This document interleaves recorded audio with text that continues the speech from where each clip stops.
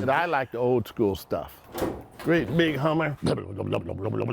Ask nicely, and Clifford Holland will proudly show you his collection. His crown jewel. They don't make cars nowadays like they used to back in the day. 1966 Oldsmobile Toronado. I feel safe. Sometimes there's hostilities on the road. With Holland, a Navy veteran behind the wheel, we're on a mission back in time. There was a lot of places that the black motorists would drive and they would not get services. They was told in the Green Book to avoid these places. Holland is talking about the Negro Motorist Green Book, a guide published from 1936 to 66. A safety net for black motorists looking for a place to stay, eat, get a haircut, or shop without fear in an unfamiliar city. All right, here we go.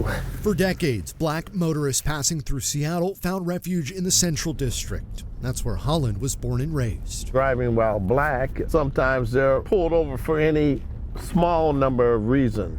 The book may be out of print, but some say the lessons and warnings in it are as relevant as ever, especially when behind the wheel. A lot of times it escalates into a situation where blacks are being forced into a lot of things. Holland's talking about Philando Castile, a 32-year-old black man shot and killed by Minnesota police during a traffic stop. Told him not to reach for it. I told him to get his hand out. Castile was reaching for his driver's license when police shot him 5 times. The aftermath documented by his passenger on Facebook Live. And the officer just shot him in his arm. I've been pulled over for some funny stops. He asked me, "What are you doing in this car?" And I thought that'd be kind of, well, it's my car. You know, as a young man, especially a young black man, what am I doing in this classic car like this, which was very expensive? When you look at the Green Book, there's so much relevancy today, not only in lifting and building black business, that caution that one takes when there could potentially be interaction with the police or state patrol while on the road. Stephanie Johnson Tolliver is working to make sure the lessons from the Green Book are never forgotten. Something that we're working on with Washington State Historic Society is building out curriculums or lesson plans for educators and students around the Green Book and how to talk about that, the racism that existed across this country and where we are today. Welcome to the Seattle Green Book Self-Guided Tour. Maria Stockard McDaniel and her group Black and Tan have created a digital Green Book. This tour starts at King Street Station to guide users through a tour of what was once a segregated city. I see with you this mission to kind of make sure that this story doesn't go away.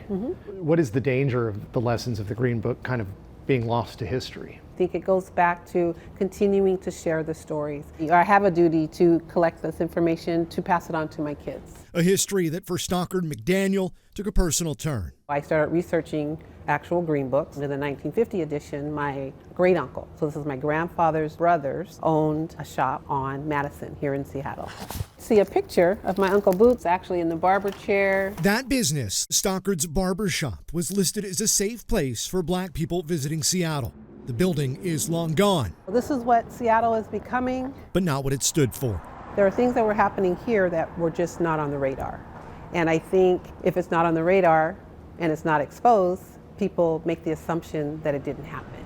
Later this month, Seattle's Museum of History and Industry, MOHI, will put the so-called Bible of Black Travel on display. Seattle was just as segregated as some of these places down south. So people, when they start hearing that, because they'd never seen it in books, they start realizing, man, Seattle's got some history.